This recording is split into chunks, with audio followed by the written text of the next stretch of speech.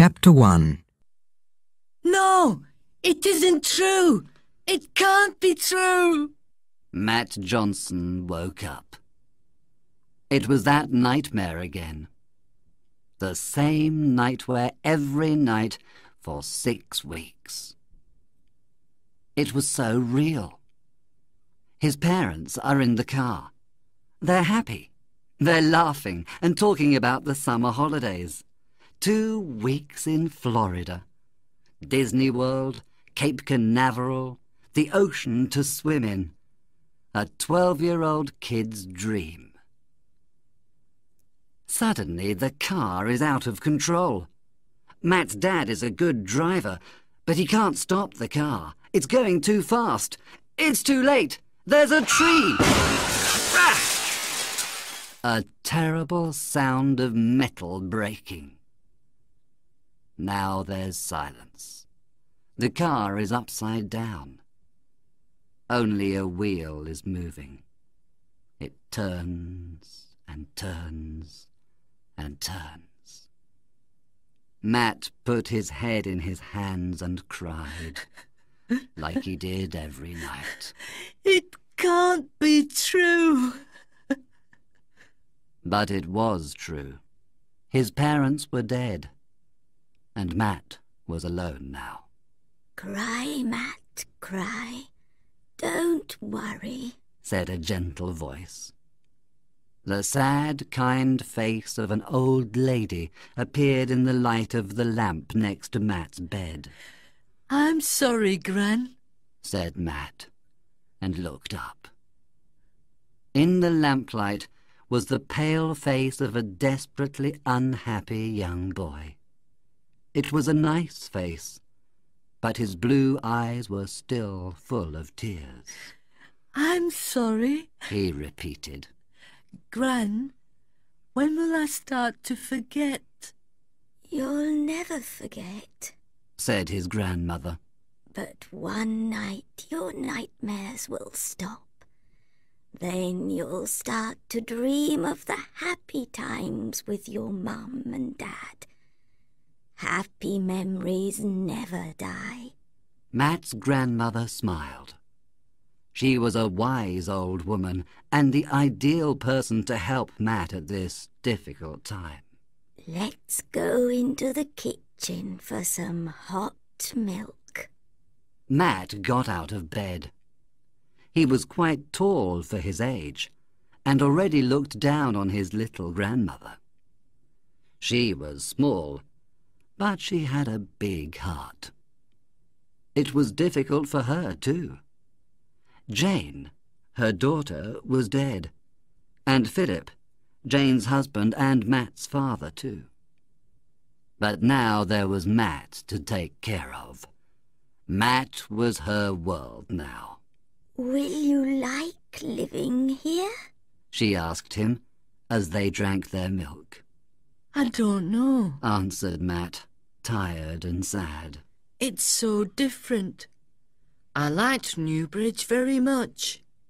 It was a nice city, not too big, and the people in the north are kind and friendly. I had a lot of friends. Greenwood's okay, but it's a very quiet suburb, and it's difficult to get to the centre of London from here. I haven't got any friends here, except you, Gran. And there's no Newbridge United, and no swimming club. Poor Matt. You'll see, things will change. There are a lot of football teams in London. There's a swimming pool near here. And of course you'll make friends. You'll see. But now, Matt, it's time to go back to bed. Tomorrow's a big day. Your first day at your new school. Chapter 2. Greenwood Middle School or Greenwood Prison? It was 9:15 and Matt was outside the school gate. The gate was closed, but through the iron bars he could see the school. It was a big, old, austere building made of grey stone. There were 2 floors, with windows with iron bars. On the ground floor there were 3 entrances with doors made of wood. Over the central door was the school motto in big black letters. It was in Latin. Fugerit aetas, carpe diem. Read Matt. Time flies. Live for the day. Above the door on the left was the word boys, and over the door on the right the word girls. Matt smiled. That's stupid. Thought Matt. Boys and girls have to go in different doors. Matt stopped smiling when he looked around. A lot of children were now outside the iron gate, all dressed identically.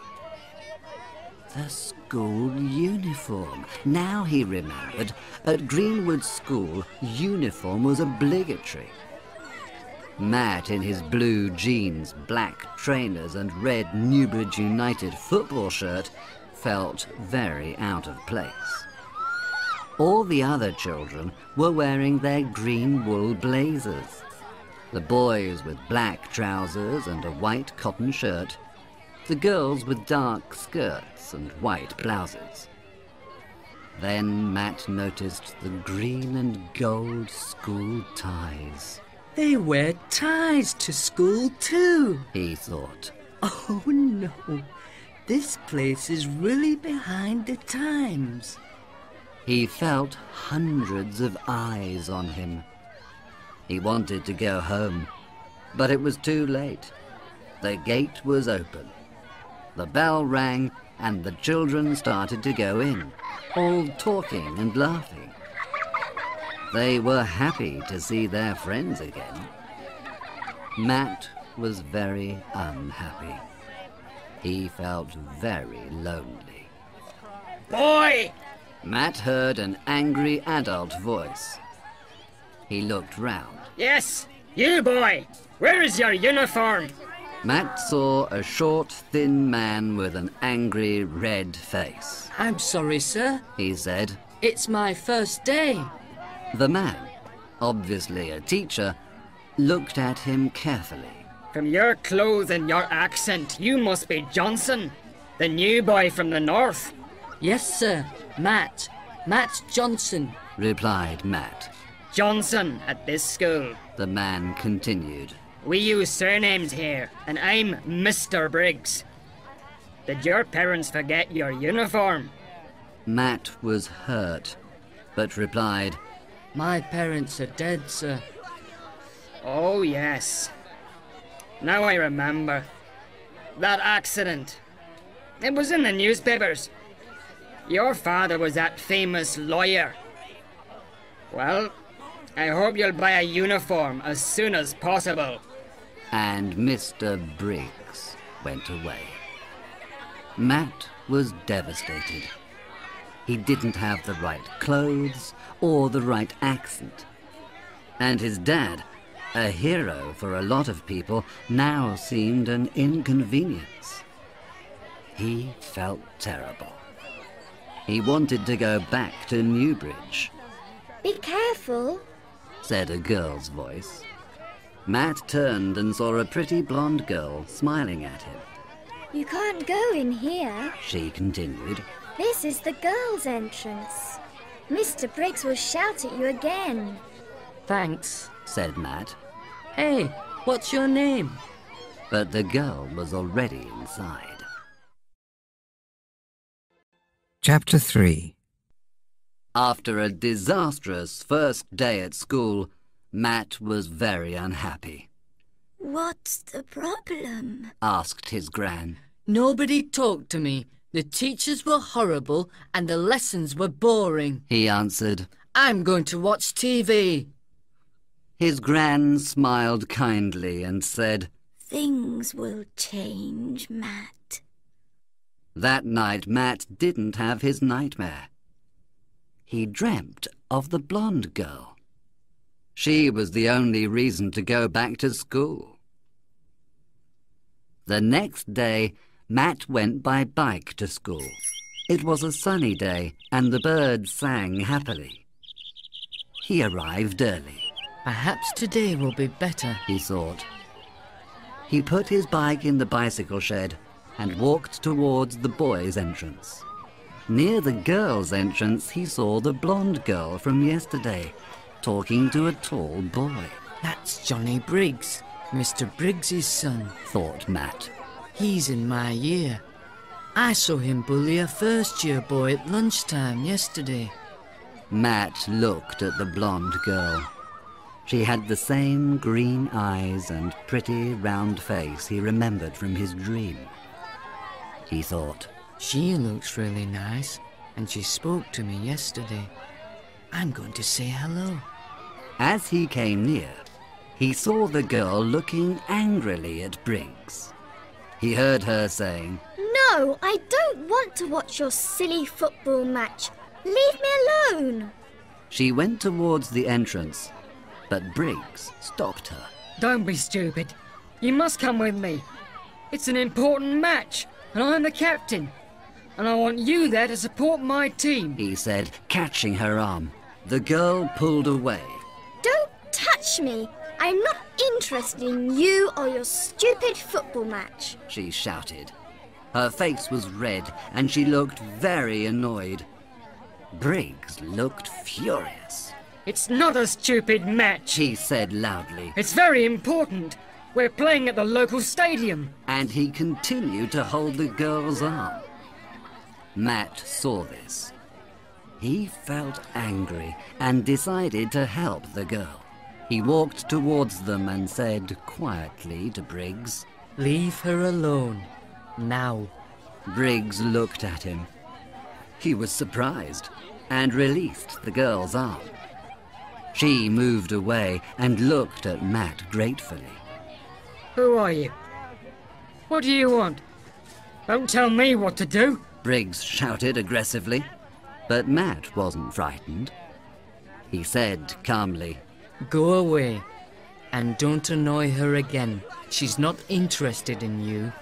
Briggs moved towards Matt, but Matt was taller and he looked very determined. The bully stopped. You'll pay for this, I promise. He shouted threateningly. Matt didn't react. Briggs turned and looked at the girl, I won't forget. he said, and walked away. The girl looked at Matt and smiled warmly. Thank you for your help. He's a horrible pest, and he always annoys me. This time he was really angry. She said. Matt smiled too. No problem. Perhaps he will leave you alone now. I hope so. Thanks again. What's your name? She asked. Chapter 4. My name's Matt. Matt Johnson. You spoke to me yesterday. He said. Yes, I remember. My name's Linda Chapman. So you're new here? She asked. Yes. Yesterday was my first day at this school. He replied. I like your accent. Where are you from? Asked Linda. I'm from Newbridge, Said Matt. but now I live here. When did you arrive? Linda asked. Well, about a month ago, during the summer holidays. I see. Said Linda. Why did your family decide to move to London?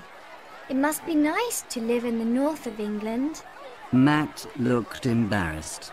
Well, I live with my gran now, because my parents died in an accident 6 weeks ago. Gran is my only relative. I haven't got any brothers or sisters. Linda looked sympathetic. Oh, I'm so sorry. It must be terrible to lose your parents. She stopped for a moment, looking for the right words. I know it's not the same, but my parents divorced recently. Now I only see my dad at the weekend, And my mum is a different person. She's always sad. I hate it. Matt saw her green eyes become shiny with tears. He wanted to see Linda happy again. He decided to change the subject. What do you do after school? Do you like sports? He asked. Linda smiled. Well, I like swimming.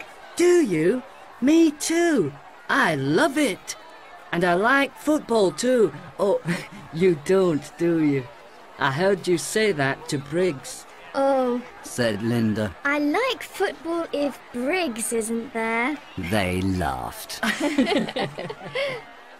Time seemed to stop while they chatted happily about their interests, My favourite hobby is playing on the computer. said Linda. I love surfing on internet. I spend hours sending emails to my pen pals in France and Italy.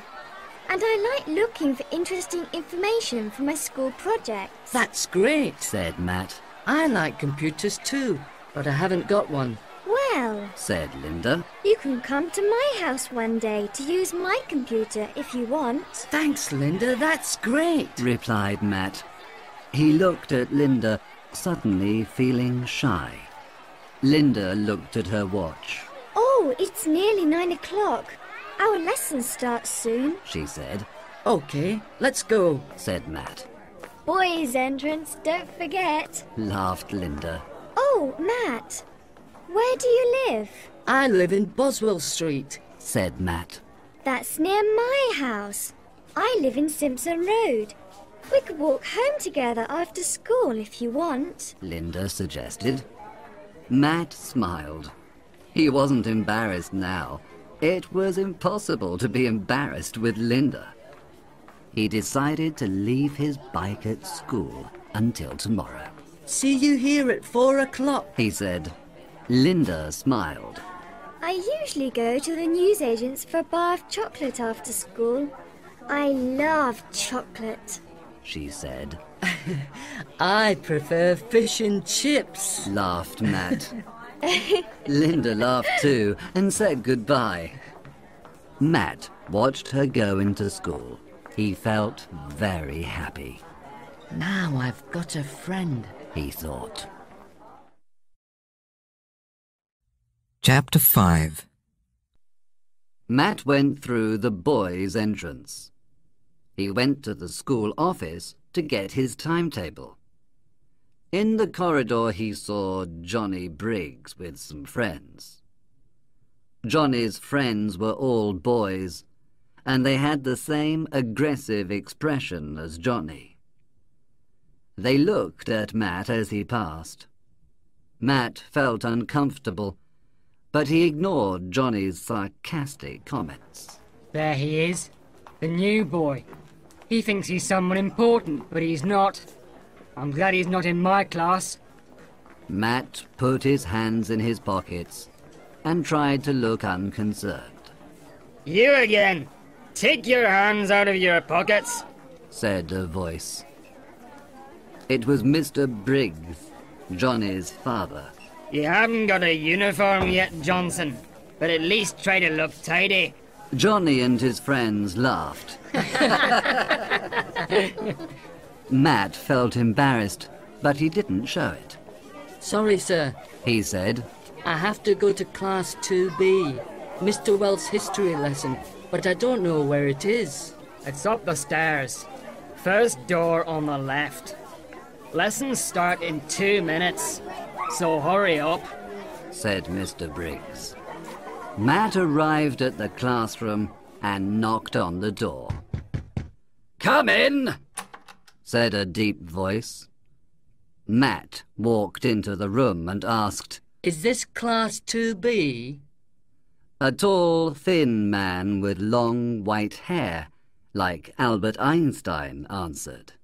To be or not to be? That is the question.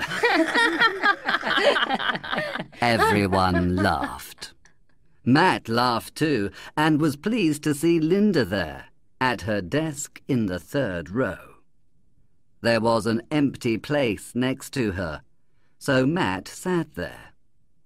Linda smiled and said, Welcome to Mr. Wells' history lesson. It's an experience. Linda was right. Mr. Wells was not a typical teacher. He talked very fast, and he gesticulated a lot when he spoke. His lessons were very interesting and fun. No one looked out of the window in Mr. Wells's class. That day they studied medieval history and the feudal system.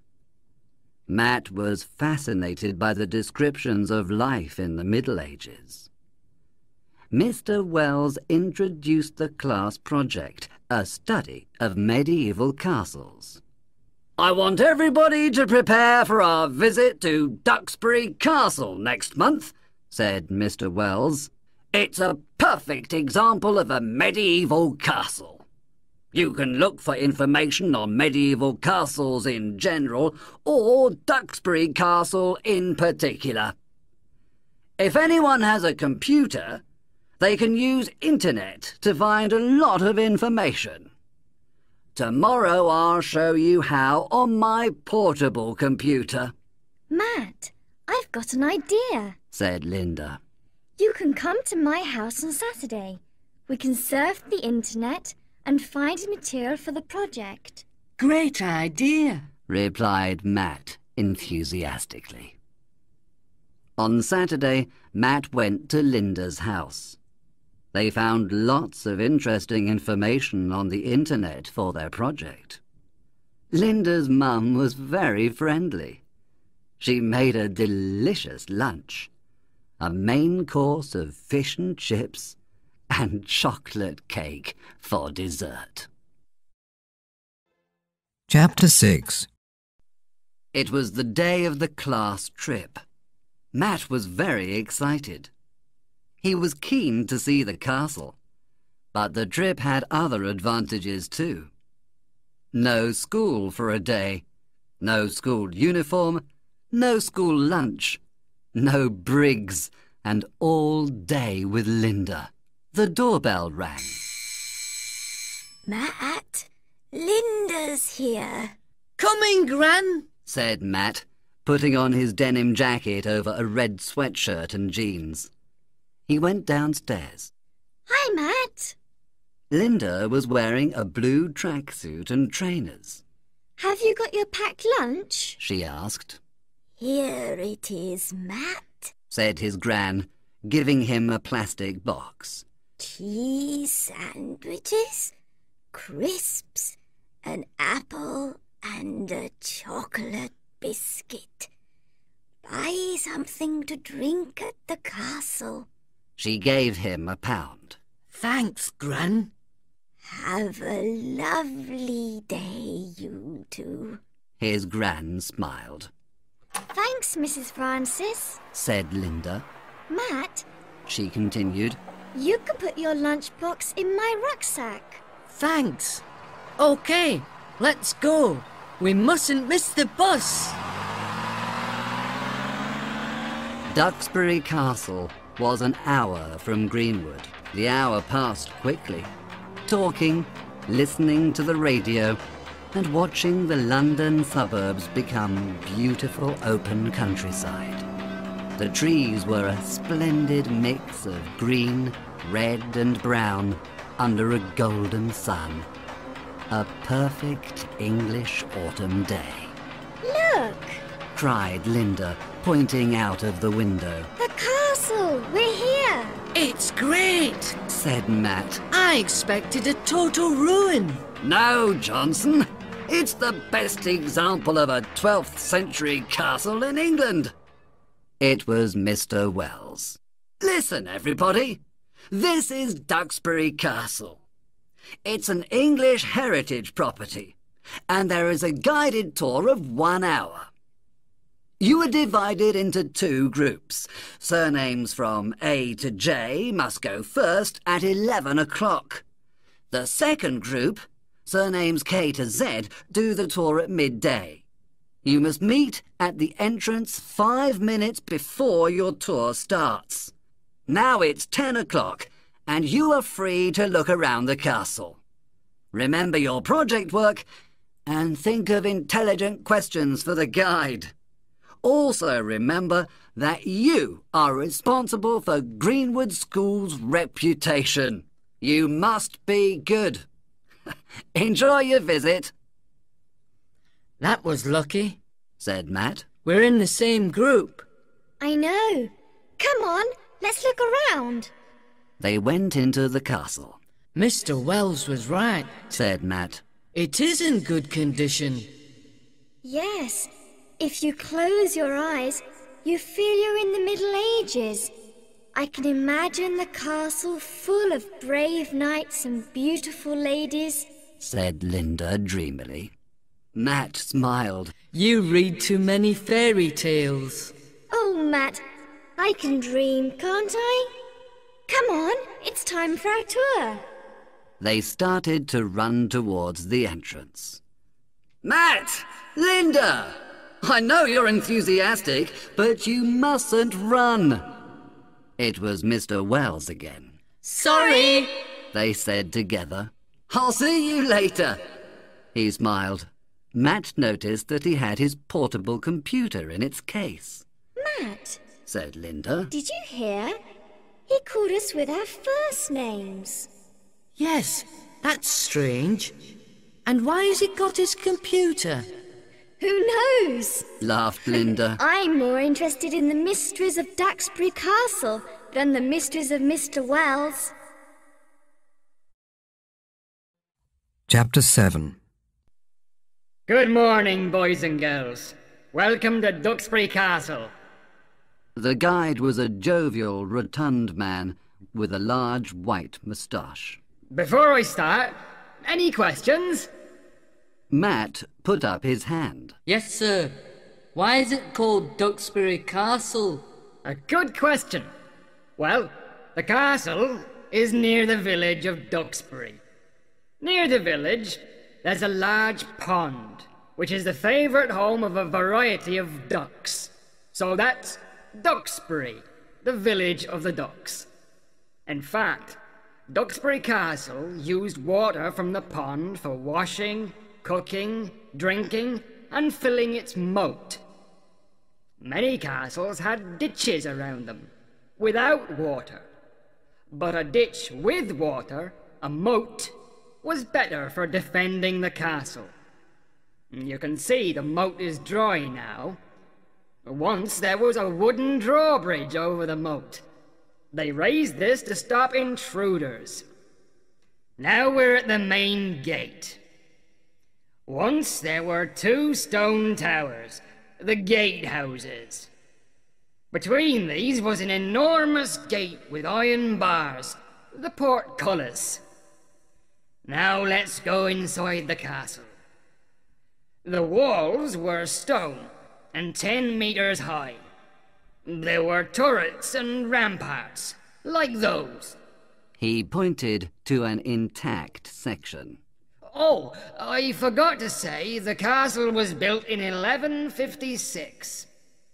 It functioned as fortress and a home for 5 centuries. The lord of the manor lived in the keep, a big stone building and the strongest part of the castle. The manor was the distribution and cultivation of the land. The peasants from the village did the work, but the land was the lord's. The open space inside the castle was the bailey, with a well and stables. Now, any other questions? Stubbs, the class joker, put up his hand. Where are the toilets? The guide laughed. In the keep, there were small rooms over the moat with a hole in the floor. But if you need to go, they're near the drinks kiosk. Matt and Linda both had questions, but Mr. Wells appeared behind them. Listen, he said urgently. I'm accompanying the other group. Can you take care of my computer? He gave it to Matt before they could answer. He was very nervous. Thanks, kids. See you later, He's strange. said Matt, Very strange today. answered Linda. Anyway, the tour's finished. Let's go to the kiosk. You can buy a drink and I'll buy some chocolate. Linda went towards the kiosk, but Matt was transfixed. A strange noise came from the computer case, an insistent beep. He ran after Linda. I bought you a Coke and some chocolate. She stopped when she saw Matt's face. Listen, He said, it's getting louder. Open it. said Linda excitedly. Here, behind the kiosk. Nobody can see us. Matt opened the case, and the beep stopped. An alarm? He asked. No, Matt. Look at the screen.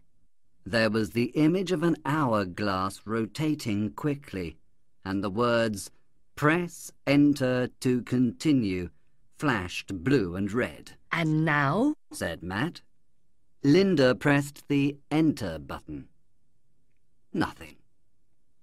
A Mr. Wells joke, they thought, before an intense white light exploded from the computer, and they disappeared. Chapter 8. Matt was the first to wake up, What a strange dream. he thought. He stood up and looked around. Where am I? And Linda? I was with Linda. Where is she? It was dark, but now he began to distinguish his surroundings. He was in the open air. There was a cool breeze, and he heard the noise of sleeping animals. There was a smell, too, of the animals, and of life in general. People lived here, but what place was it? There were stars in the sky above, but he was surrounded by walls of stone. The castle. Of course. Now I remember. But there's something strange about it. It's night. And where's Linda? Matt? Is that you?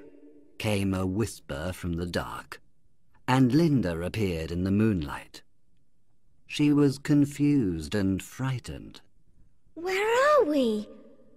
What's happening? She asked, We're in the castle, said Matt. but it's different. And why is it dark? I don't know. Stammered Linda. Matt, I'm scared. Suddenly a voice broke the silence of the night. Who goes there? It's a guard. He's got a sword. Whispered Linda, and instinctively they started running away from the voice. A torch! A torch! Wake up, intruders! The voice shouted, and immediately the castle was full of flaming torches, making grotesque shadows on the walls. In the torchlight, Matt and Linda saw that the walls of the castle were intact. It wasn't a ruin. These people weren't English heritage guides. But there wasn't time to think, Run, Linda! Run faster! yelled Matt. Where are we going? Cried Linda, Out of here! Come on! but a guard caught Linda. Matt, don't stop. Run, run. She shouted. Matt wanted to stop, to help Linda. But in front of him there was another guard. He had a torch in one hand and a sword in the other. Matt ran up a staircase, up and onto the ramparts. He noticed as he went that the castle was all perfectly intact. But now he was trapped. There was a guard on the staircase, and two other men with swords were on the ramparts to his left and right. They were all very angry, The game is over, boy. growled the man on the stairs. Oh, no, it isn't! Shouted Matt, remembering the tour around the castle. The moat. The castle had a moat. Matt jumped from the ramparts and hoped desperately that his intuition was right. He hit the muddy water of the moat.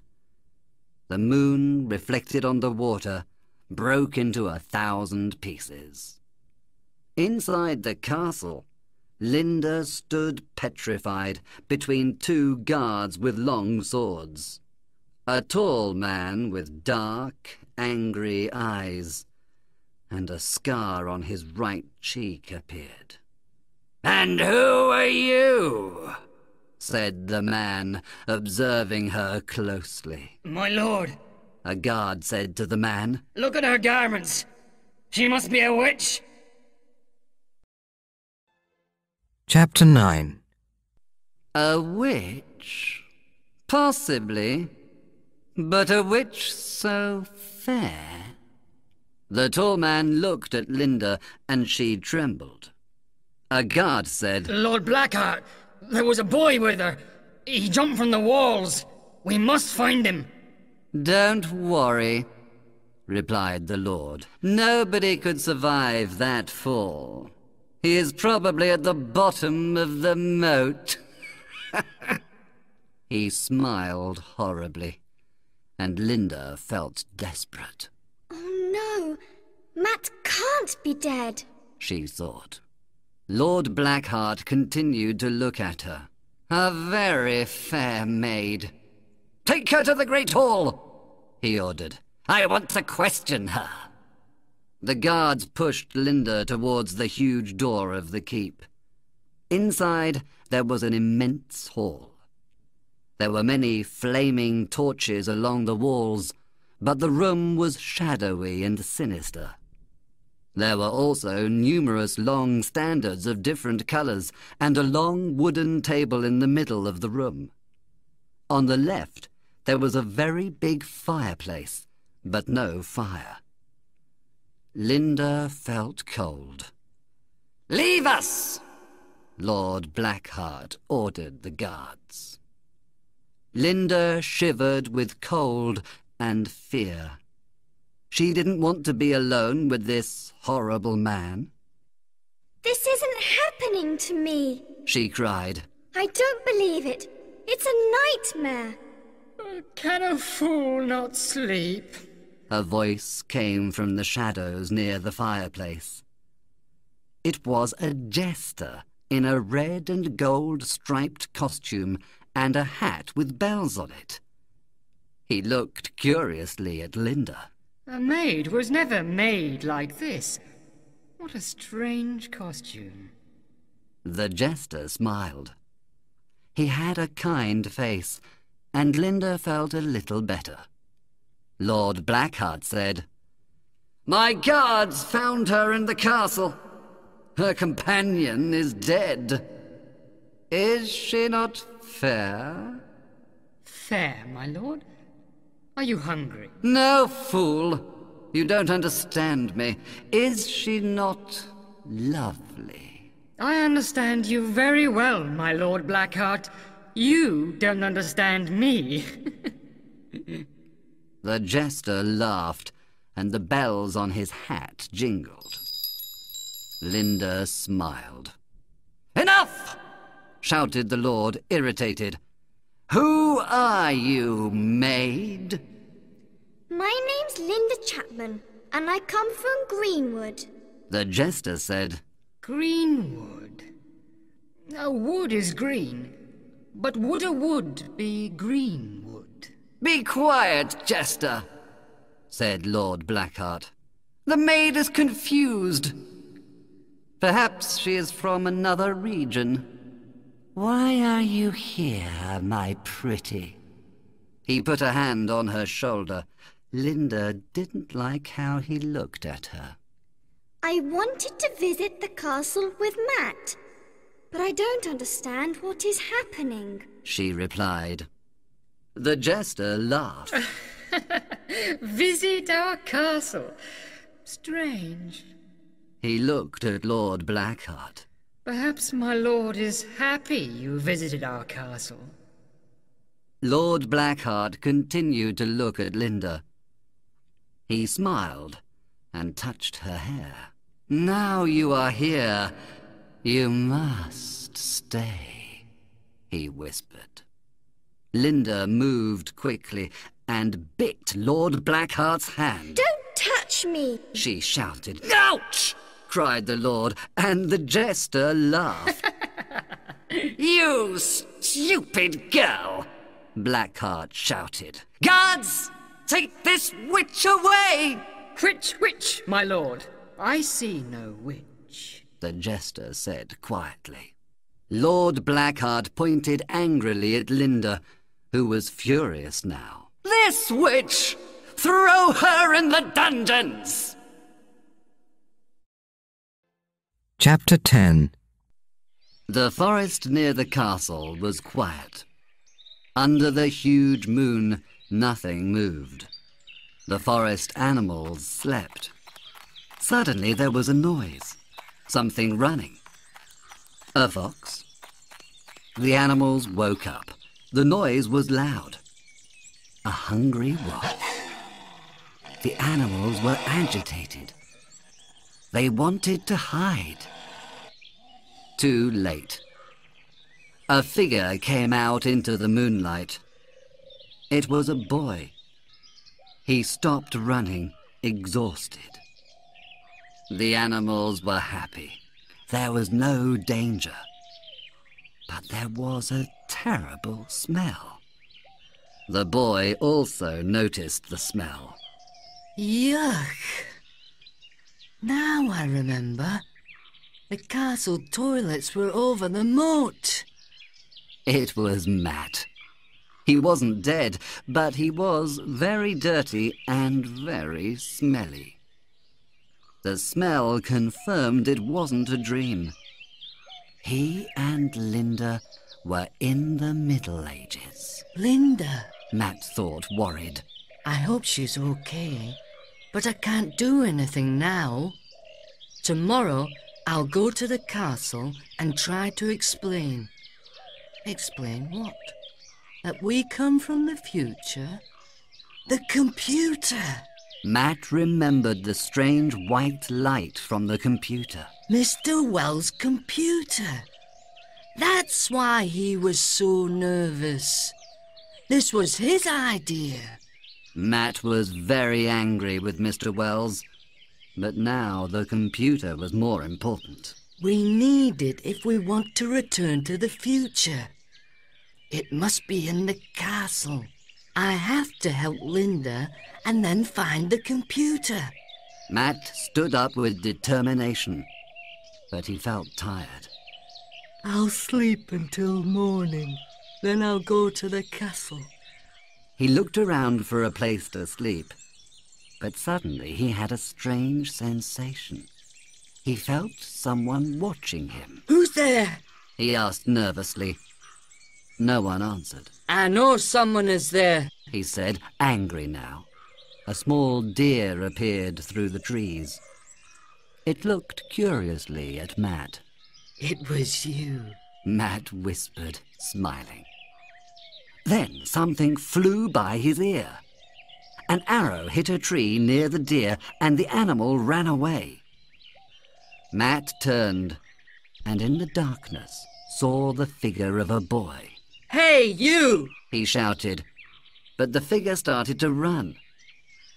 Matt ran faster, and he caught the boy.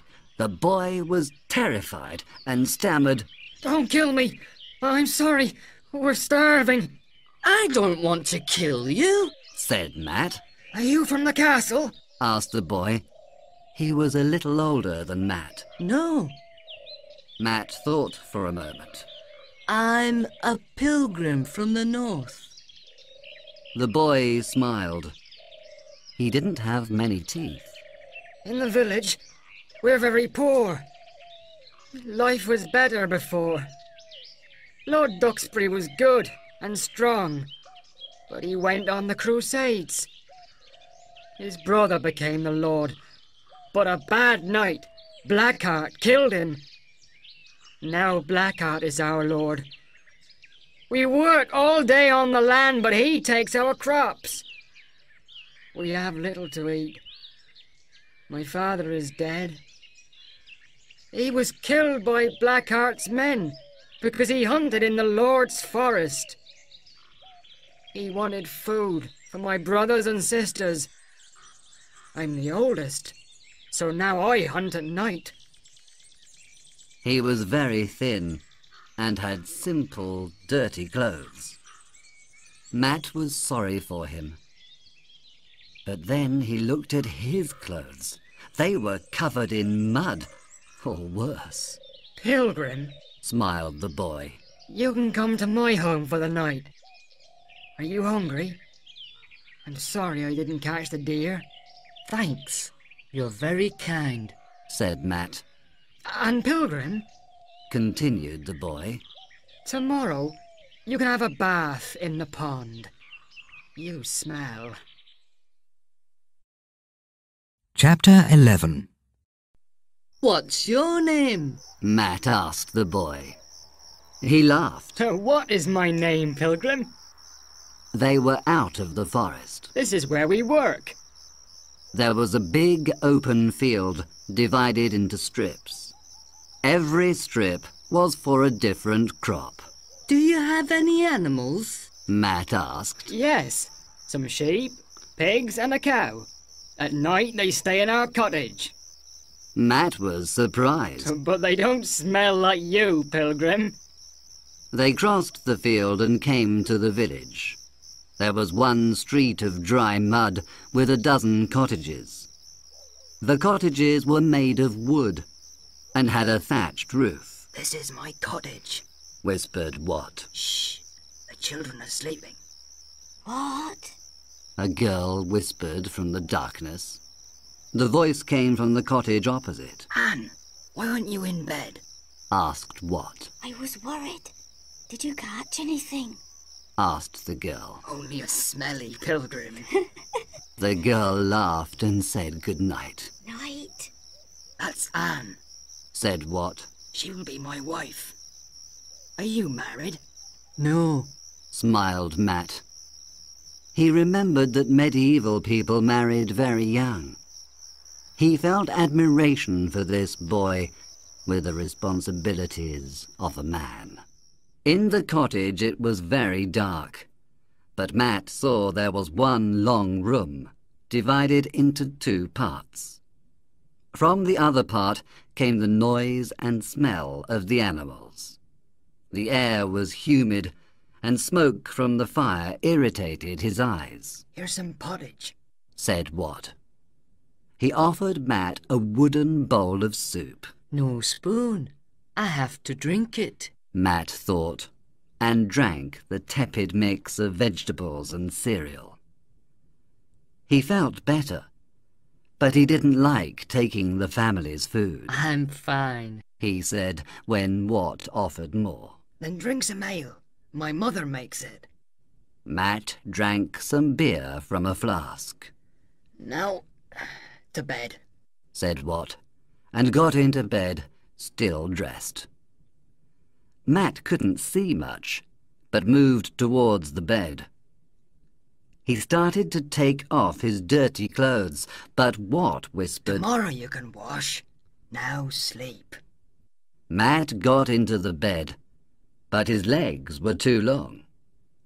He remembered that medieval people were quite short. He also saw that Watt wasn't horizontal in the bed, but sat, his back on the pillows. Oh, yes, he thought, remembering Mr. Wells's lesson. They were frightened of death. The bed wasn't very comfortable. The mattress was full of straw, and the blanket was rough wool. Something ran over Matt's foot. What was that? Probably a rat, Watt replied. Matt quickly pulled up his legs. Good night, said Watt. Matt was very tired and slept immediately. Strange dreams filled the night. Angry guards, Mr. Wells, rats, computers, and Linda. Then suddenly there was a loud man's voice, people shouting, Away! wake up, Pilgrim! someone said, pulling Matt's arm. He slowly opened his eyes. It was morning, and there was great commotion. Matt was astonished to see a lot of children in the bed. He counted 8. They all repeated the same words. A witch! A witch! There's a witch! A witch! What's happening? Matt asked what. A knight came to the village. He said there's a witch in the castle. Linda, Matt thought. what will happen to her? He asked. An ordeal. This morning in the pond. Few people survive. Chapter 12. Linda opened her eyes slowly. It was morning, and there was a pale light in the room. It's time for school. She thought. Then she saw the slimy stone walls and the tiny window, and she remembered. She wasn't at home in Greenwood. She was in the dungeons of Duxbury Castle, on a straw mattress on the floor. She felt very cold and lonely. Someone knocked at the door. Linda stood up and pulled some straw out of her hair. The door opened. It was the jester. He gave her some bread and a bowl of milk. Linda thanked him and ate hungrily. Do you understand why you are here? He asked. He was friendly but serious, and he spoke anxiously. Lord Blackheart thinks I'm a witch, but it's not true. She replied. I believe you. He said. But my lord is angry, and you are in danger. Today, he will take you to the village pond for a public ducking. A ducking? Linda was shocked. She remembered ducking from her history lessons. They put people under water for a long time to test their innocence. They often died. But he can't do that to me. I didn't do anything wrong. She cried desperately. The jester looked at Linda sadly. I'm sorry, my poor, strange maid. I can't help you now. Good luck. A guard appeared. Are you ready, witch? The cart is outside, he said. He pushed her up the stairs and into the bailey. Linda saw the cart and horse, ready to take her to the village pond. Blackheart was beside the cart. Linda saw his dark, cruel face. He smiled horribly. Now she wasn't frightened, but very angry. The cart moved slowly towards the village. Some peasants walked beside it. One shouted to the cart driver, "Is this the witch? She's very young." so perhaps she will survive. Laughed the cart driver nastily. Linda shivered, but was determined to be brave. She began to make a plan. I'm a good swimmer. I can try to escape under the water. She thought. Now the cart was in the village street, and Linda saw the poor cottages and the dirty little children with no shoes. I must appear very strange in my tracksuit and trainers. She thought. After the cottages, Linda saw the pond.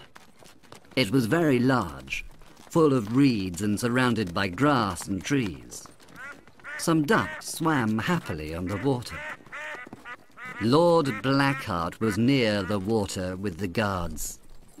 They had a long rope and a large sack full of stones. "Good day, my pretty. But it is a sad day when a fair maid dies as a witch," he said, laughing cruelly. There were many villagers there, looking curiously at Linda. They talked noisily and pointed at her. Linda looked hopefully for Matt, but he wasn't there. The only kind face was the jester's. He looked quickly at Linda and smiled. Then he started to amuse the villagers, and they laughed at his jokes. His name is Blackheart, his heart is black. He kills his witches with a rope and sack. A guard pushed Linda from the cart and tied the rope around her. I must stay calm. She thought. "Don't forget the sack," ordered Blackheart. "The witch must stay under the water until I decide." Chapter 13. Blackheart gave the signal, and a guard pushed Linda into the pond. The water was cold and deep. Linda desperately tried to swim, but the sack of stones pulled her under. Stay calm. She thought, remembering her swimming lessons. I've got enough air for a minute or two. I must take off the rope. Linda pulled hard, but the rope was tied very well. Above the water, Lord Blackheart watched. Bubbles came to the surface. The guards looked at him, but he didn't give any orders. Minutes passed. The villagers talked nervously. Why does Blackheart wait? The girl will not survive, They said. The jester spoke, sadly and angrily. You are all responsible for this crime. A young maid's death is a tragic rhyme. Blackheart waited. Then, finally, he was satisfied. "Pull her up!"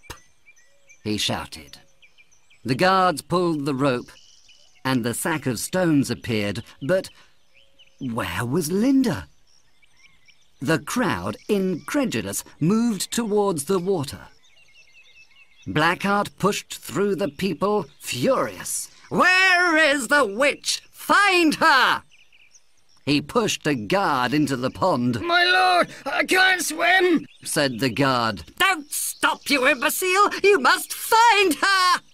Blackheart was hysterical with anger. On the other side of the pond, in the shadow of the trees, two figures emerged silently from the water. Matt and Linda. Nobody saw them running through the forest in the direction of the castle. Matt, stop for a second. I'm exhausted. Implored Linda. OK, Linda, but we don't have much time. Linda sat on the grass. How did you know I was under the water, Matt?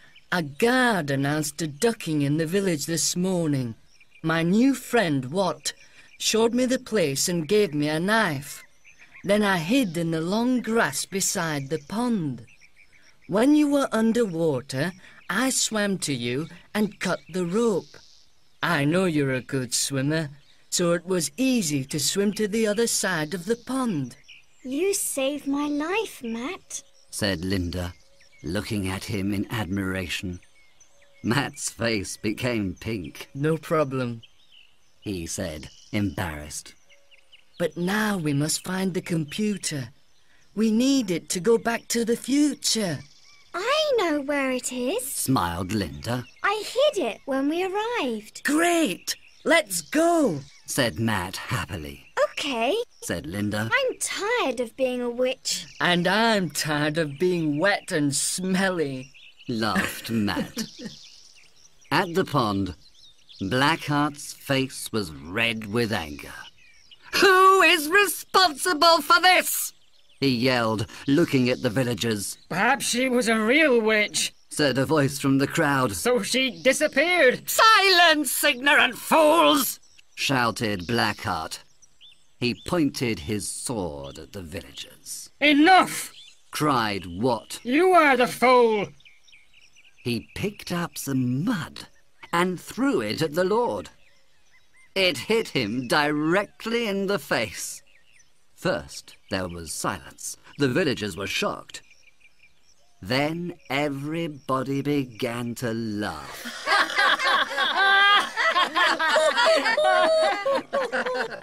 Blackheart slowly removed the mud. His face was a mask of fury. "I give you work, a home, and my protection. You insult me. I can find other people to work on my land. Guards, kill them all!" Chapter 14. Stop! Ordered a strong, brave voice. Blackheart's knights immediately stopped their attack. The voice came from the village. Everybody looked in that direction. A group of men appeared. One man was on a horse. He had a chainmail coat, an iron helmet, and iron leggings. Under the helmet was a good, strong face. Stop, I say! The man shouted again. Wat remembered that face. When he was a small boy, that face signified justice. That was before Blackheart, before his father's death, before poverty. It's Lord Duxbury! Wat shouted with joy. The other villagers started to shout too. Long live Duxbury! Death to Blackheart! Blackheart's knights were frightened now. They looked for their lord, but he wasn't there. The villagers surrounded them, shouting, Death to Blackheart and his men! Stop, everybody! Lord Duxbury was now at the pond. Where is Blackheart? He asked angrily. Where is my brother's assassin? Wat saw a familiar figure running towards the forest. My lord, I can stop him. Give me a bow and arrow, he said. Don't kill him, said Duxbury. I want him alive. Give the boy a bow. He ordered his men. I remember his father was a good archer. Wat took the bow and arrow. Blackheart was nearly in the forest. I didn't hit the deer last night, Wat thought. but this is for my father. The distance was huge, but the arrow flew perfectly. It hit Blackheart in the leg, and the cruel lord fell into the pond. Pull him out! Duxbury ordered his men. Then pull out the arrow and throw him in the dungeons. He will pay for his crimes. He turned to Wat. Thank you, boy. But what terrible torture was this? An ordeal for a witch, my lord. Replied Wat. She wasn't a witch. She's the companion of a pilgrim from the north. And where is she now, boy? She escaped. Wat smiled. The Lord smiled at Wat. His face showed the signs of 1,000 adventures. Now he spoke to the villagers and Blackheart's knights. He was very angry. Ordeals? Witches? What barbarity is this? I went on a crusade to liberate the Holy Land from barbarity, but we are the barbarians. I saw Christians kill other people in the name of God. Then I returned to England, and what do I find? My brother killed, and Blackheart, the lord of a cruel manor where innocent girls risk death. Here is a paradox for my jester. He looked for the jester, but he couldn't see him. Wat spoke for the villagers. Life will be better now. Long live Lord Duxbury! And everybody shouted happily. Long live Lord Duxbury! Matt and Linda were in the castle. It was deserted. Everybody was at the pond. Quickly, Said Linda. before they come back. The computer's in this stable. She ran into a stable and started to move a pile of straw. Matt, She said desperately. it isn't here. It isn't there because it's here. Said a voice Linda recognized. The jester was outside the stable, and he had the computer. Who's this? asked Matt. A friend. Replied Linda. The jester smiled. All the world knows I'm only a fool, but only a fool knows all the world. I observe and understand many things. What do you mean? Said Linda. I know you are strangers in this place. Your secret must be in this special box. The jester replied. But the stable was not a good place for it. It's very important for us, said Matt anxiously. Will you give it to us? Of course, laughed the jester. What favour can a friend do, if not give all his help to you? This is yours. He gave them the computer. Thanks, said Matt. Linda shyly kissed the jester on the cheek. He became red. For once, I have no words, he said. But now it's time for you to go. Linda opened the computer and they heard a familiar beep. But the screen was empty. What do we do now? Said Matt. Quickly, insisted the jester. I hear people. You must escape now. Linda thought for a moment. Of course. Thank you, Jester. Press escape, Matt. Matt pressed the button and they disappeared in a flash of white light. The jester smiled. This magic was a joy to see. Goodbye, my friends. Remember me. Linda opened her eyes. Matt was beside her on the grass, slowly waking up. She looked around and was happy and relieved to see the castle ruins. They were behind the drinks kiosk. Matt, we're in the future again. I can see, said Matt. But is it the present? A familiar voice answered his question. Matt! Linda! Where are you? The bus is going! It was Stubbs. Here we are! The two friends appeared from behind the kiosk. Stubbs looked at them incredulous. Where were you? And why are you so dirty? Matt and Linda looked at each other. Their clothes were still a little wet and muddy. They laughed. Matt, you smell terrible, continued Stubbs. Did you fall into a medieval moat? No, I jumped in, replied Matt impulsively. Stubbs was surprised and curious, but Linda said quickly, Matt's joking. He doesn't want to say that we went to Duxbury Pond. He fell in and I saved him. They all laughed. As they went towards the bus, Matt whispered to Linda, Thanks, that was a great idea. Hurry up, you two, said Stubbs. I'll show you my guidebook on the bus. Did you know there was once a cruel lord called Blackheart at the castle? He killed witches in the pond. What happened to him? Asked Linda curiously. He escaped from prison into the forest, but was killed by wolves. Stubbs arrived at the bus first. Look, everybody! Matt and Linda fell in the pond. The class laughed. But Linda and Matt weren't embarrassed. They laughed too. Then Mr. Wells appeared.